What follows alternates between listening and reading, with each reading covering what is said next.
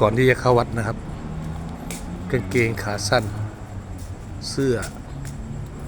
วันนี้ผมดันใส่ขาสั้นมาด้วยเวรกรรมวันนี้มีสวดมนต์